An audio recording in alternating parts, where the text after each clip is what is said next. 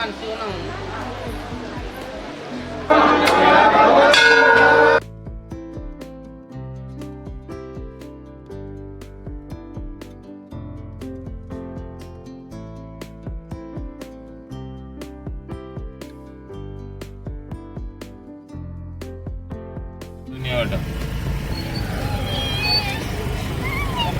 Code रखिए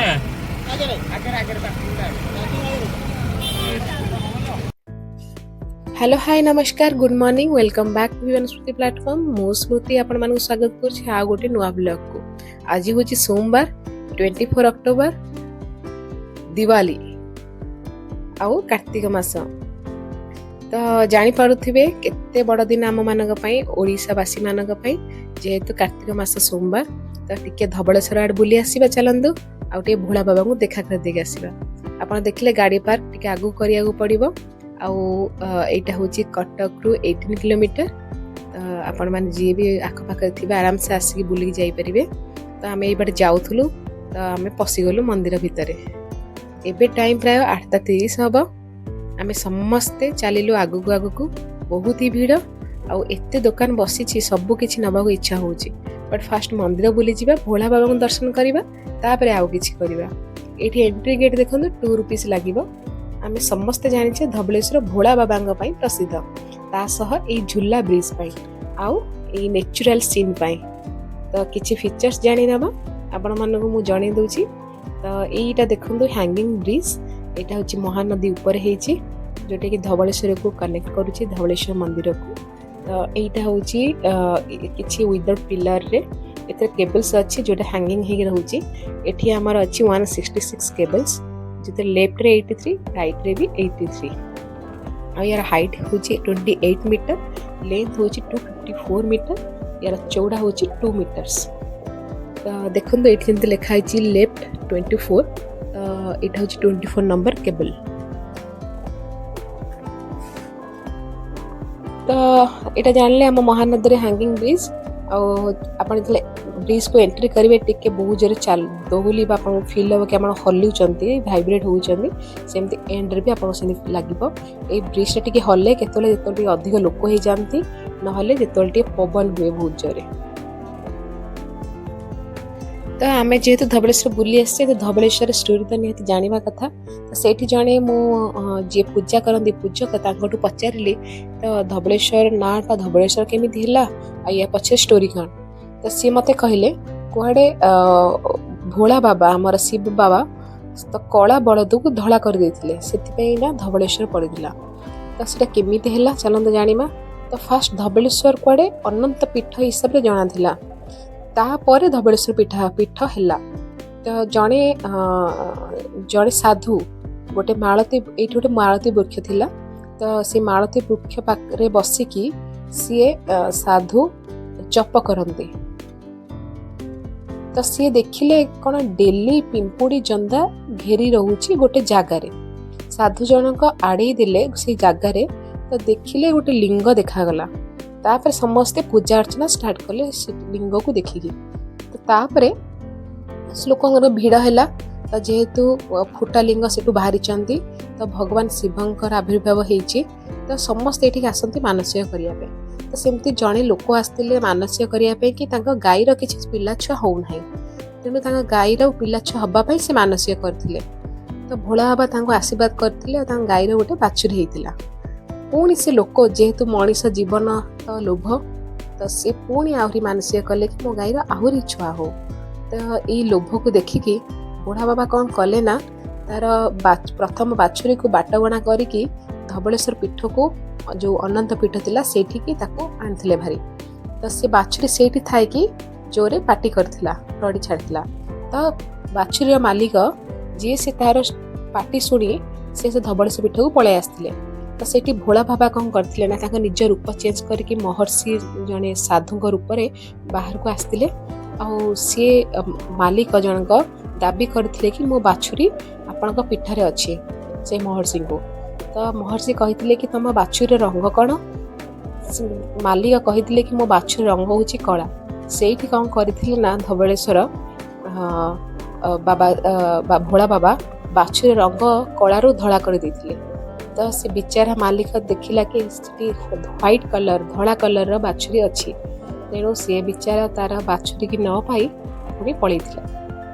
तो से दिन ठू से जगार ना धबलेश्वर हो जाता।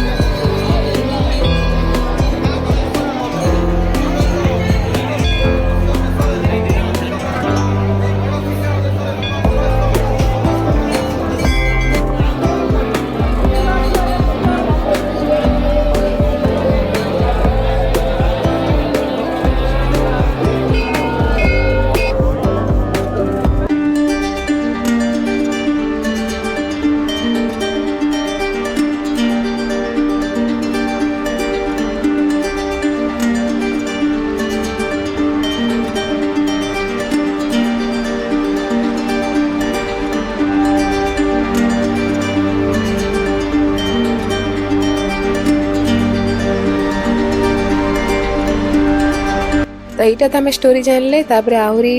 ଏଠି ଆଉ ଗୋଟେ ଜିନିଷ କରାଯାଏ ଯେମିତିକି ଆମର ବେବି ହେଲେ ବେବିର ଫାଷ୍ଟ ଚୁଟି ହେୟାର ଯେଉଁ କାଟନ୍ତି ଯେମିତି ଲୋକମାନେ ତିରୁପତିରେ ପକାନ୍ତି ବାହାରେ ଯାଇକି ତାଙ୍କର ମାନସିକ କରି ଯେଉଁଠି ବି ପକାନ୍ତି ମାନେ ତାଙ୍କର ହିସାବରେ ତ ଆମର ଏଇଠି ଏଇ ଏରିଆରେ କଟକରେ ଓଡ଼ିଶାରେ ଲୋକମାନେ ପ୍ରାୟ ମାନନ୍ତି କି ଏଇଠି ଧବଳେଶ୍ୱର ପାଖରେ ଆସିକି ତାଙ୍କର ବେବିର ଫାଷ୍ଟ ହେୟାରଟା ପକାଇବା ପାଇଁ ତ ଲୋକମାନେ ଏଠି ଆସନ୍ତି ବେବିମାନଙ୍କର ହେୟାର ପକାନ୍ତି ନହେଲେ ଯିଏ ବି ଯେଉଁ ଟାଇମ୍ରେ ମାନସିକ କରିଥାନ୍ତି ସେମାନେ ଆସିକି ଏଠି ହେୟାର ପକାନ୍ତି ତ ଏଇଠି ଅଛି ଦେଖନ୍ତୁ ଗୋଟେ ନଦୀ କୂଳ ଯେଉଁଠିକି ହେୟାର ପକାଯାଏ